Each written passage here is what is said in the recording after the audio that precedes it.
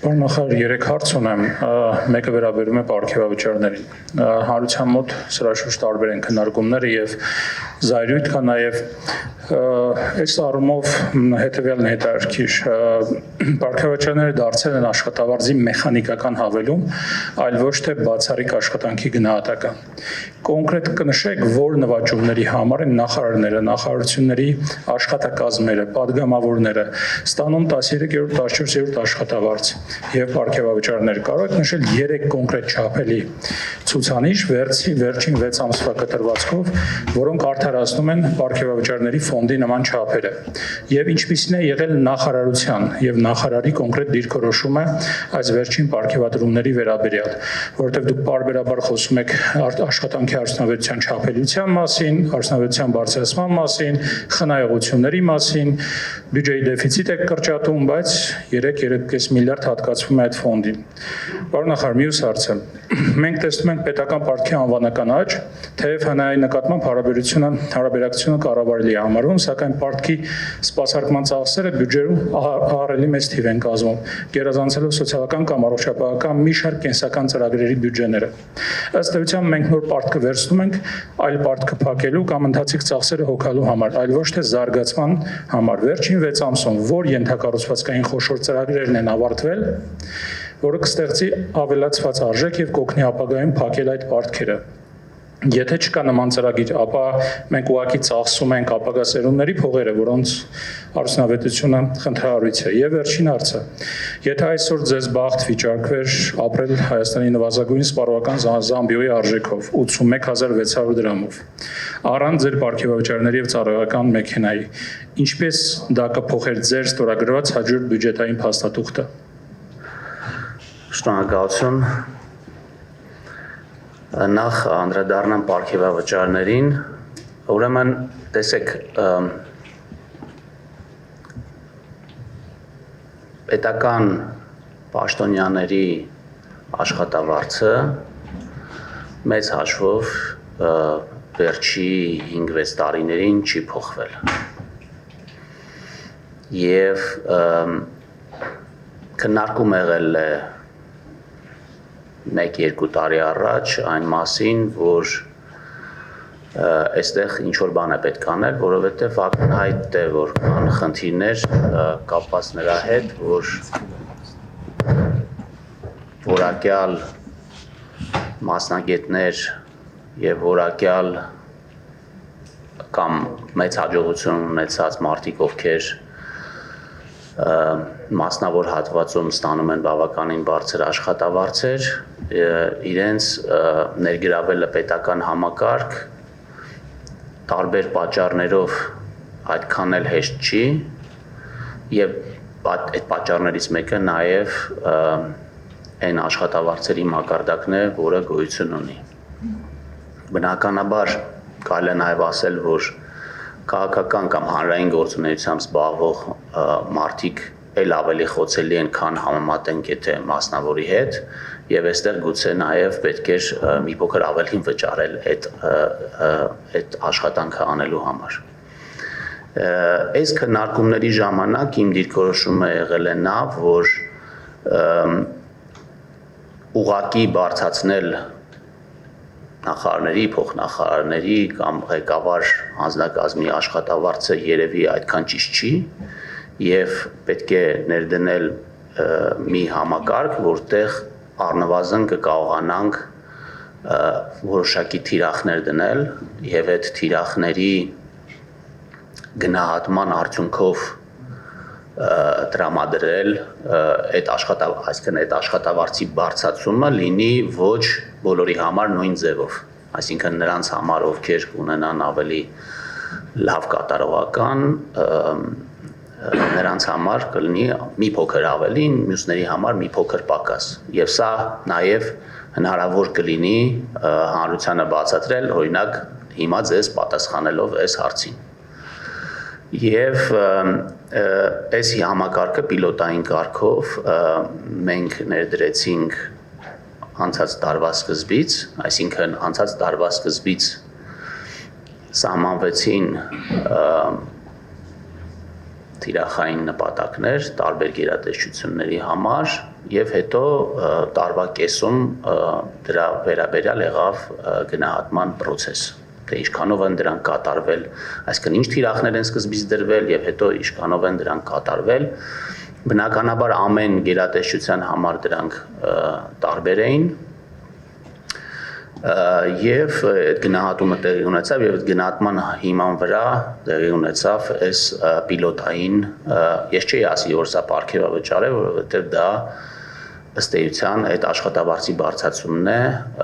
ուղղակի մի փոքր այլ եղանակով այստեղ մի կարևոր հարց կա որովհետեւ դուք խոսեցիք նրա մասին որ զայրույթ է առաջանում սրանից ես մի փոքր ուզում եմ սրա վրա ուշադրություն դարձնեմ թե ինչից կարող է օրինակ կարող եք դուք զայրանաք որովհետև տեսեք այս քայլը անելը բավականին մի քիչ կարելի ասել խիզախ քայլ է այս քայլը անելը ինչի որովհետև եթե նախկինում այսպիսի թեմա գոյություն չուներ ընդհանրապես որովհետև ավելի հեշտ էր օրինակ կանխիկ ինչ որ մեկը գար ինչ որ մարդկանց փողը բաժաներ եւ դրանով ընդհանրապես այս թեման չլիներ ոչ մեկ էլ պարգևավճար չստանար եւ դա շահարկման թեմա չդառնար հիմա մենք գնացել ենք այն ճանապարհով որ պետքա ամեն ինչ թափանցիկ լինի հասկանալի լինի կարող է սկզբից կատարյալ չլինի որովհետեւ գնահատման համակարգ դնելը հատկապես պետական համակարգում հատկապես նախարարների համար մի փոքր այսպես դժվար է եւ դրա համար դրան անվանել ենք պիլոտային ծրագիր եւ փորձել ենք առնվազն այս գնահատումը այս հավելյալ աշխատավարձը այսպես կարելի ասել տրամադրել այդ եղանակով ես կարծում եմ որ մեր հանրությունը պետք է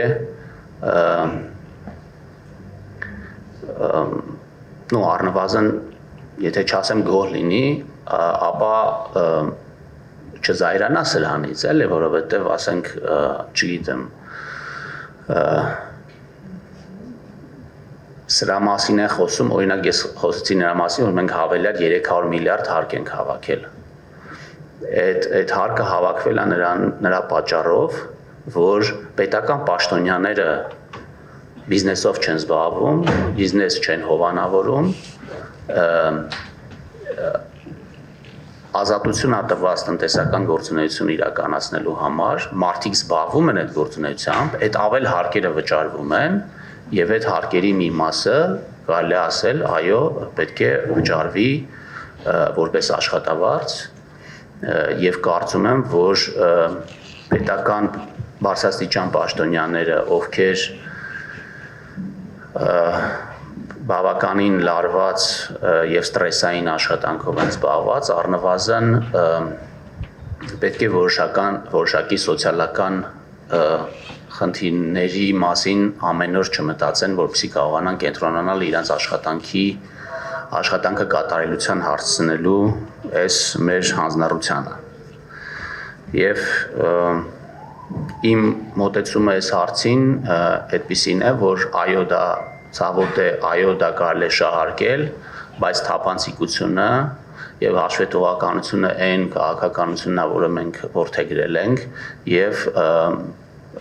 այդ ցավոտ շահարկման գնով նույնիսկ պետքա գնանք այս ճանապարհին իհարկե իրար հետ միասին պետքա գտնենք իհարկե թե որն է այն վարձատրությունը որը պետքա ստանա օրինակ նախարարը որը Հայաստանի Հանրապետության համար կլինի արդարացի ում հետ պետքա համեմատվի նախարարը որ ասենք օրինակ այսա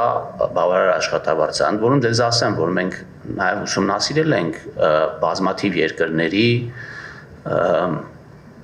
փորձը նայել ենք տեսել ենք թե որտեղ որքան աշխատավարձ են ստանում բնականաբար այն երկրների մասին է խոսքը ում որ մենք ուզում ենք նմանվենք եւ սա կարծում եմ ես ինքս կողմ եմ այս մոտեցմանը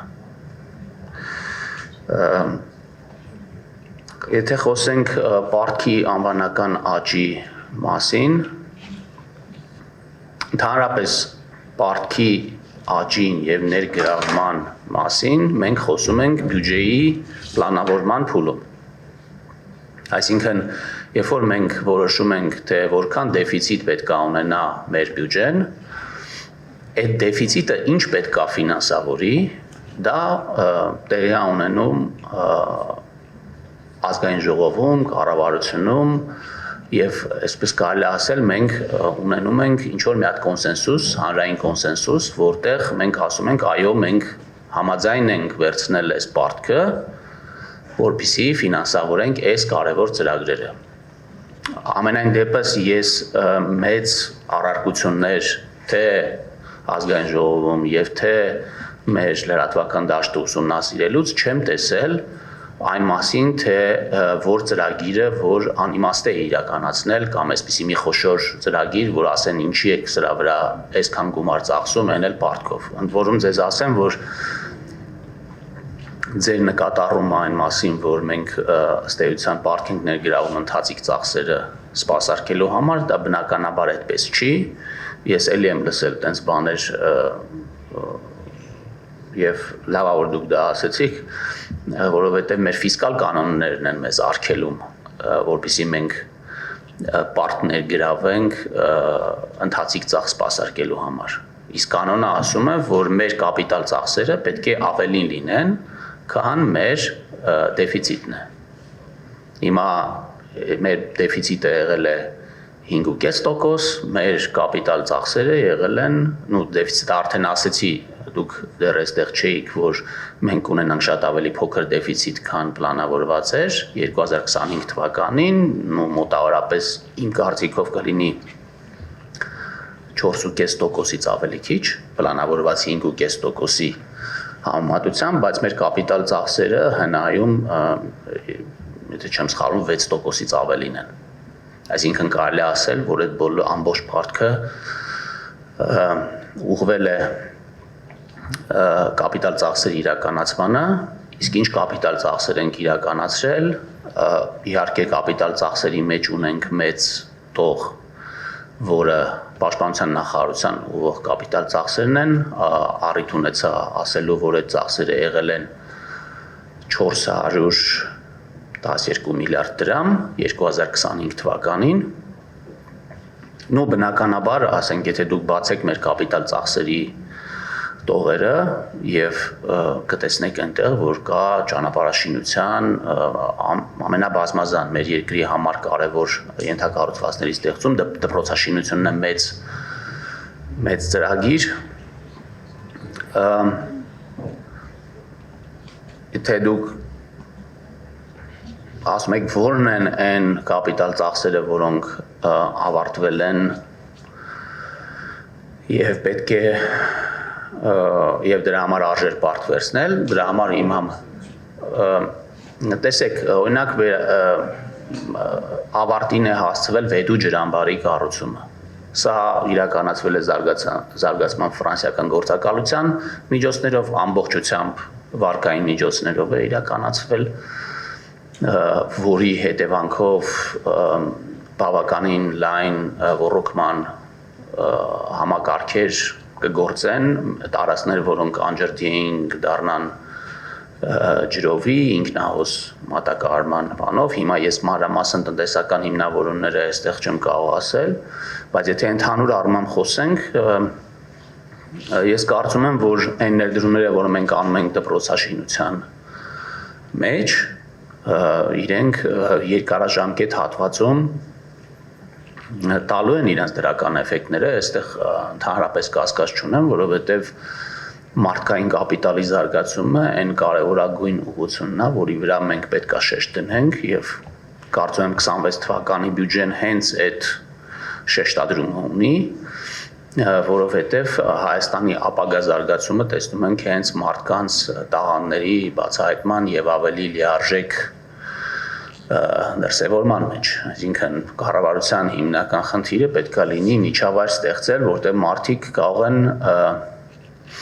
իրենց կարողությունների համապատասխան տնտեսական, մշակութային, քաղաքական գործունեություն իրականացնել եւ բնականաբար երիտասարդ մանուկ հասակում մեծ ներդրումներ անել, որպեսզի այդ կարողությունները լինեն հնարավորինս մեծ։ Հիմա եթե դուք հարցնում եք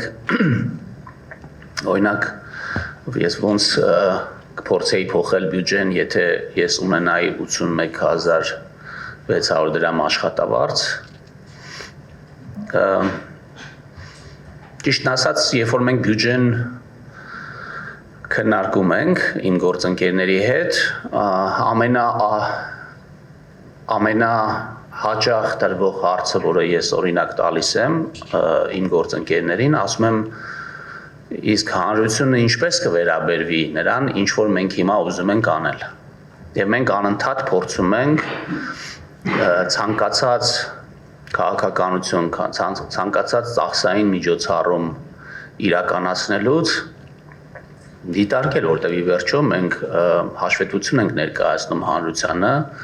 դա հանրային փաստաթուղթ է եւ ինչպես ասեցի, մեր ընկալմամբ պետք է բյուջեն լինի հանրային ինչ-որ կոնսենսուսի հետևանք, որովհետեւ դա առնչվում է մեր հանրության գրեթե բոլոր շերտերին։ Եվ ես չգիտեմ մի բան, որը ես կանեի, եթե միայն իմ աշխատավարձը լիներ 81600։ Եթե ես չիմանայի օրինակ ինչպիսի հետևանքներ կարող է ունենալ Հայաստանում սոցիալական ծախսերի կտրուկ բարձրացումը, կարող է եւ մտածեի, որ արժի այդ փոփոխությունը իրականացնել։ Բայց քանի որ մենք նաեւ պատասխանատու ենք ֆիսկալ կայունության համար եւ պատասխանատու ենք նաեւ նրա համար, որպեսզի սոցիալական ծախսերը մենք որոնք ստանձնելու ենք այսօր կարողանանք նաեւ վաղը սպասարկել, բնականաբար այստեղ գուցե ինչ որ մեկի կարծիքով դա հավելյալ զգուշություն է, բայց մենք կարծում ենք, որ այստեղ բավականին զգուշ պետք է լինենք եւ այդ զգուշությունը նաեւ ցուցաբերել ենք օրինակ առողջապահության համընդհանուր ապահովագրության համակարգի ներդրման ժամանակ, որովհետև այո, մենք մի քանի տարի քննարկում ենք, ֆինանսների նախարարությունը անընդհատ զգուշության կոչեր էր անում եւ մենք որոշակի կարծում եմ ինչ որ մի բալանսի եկանք այս քայլը կատարելուց առաջ եւ ես ուրախ եմ, որ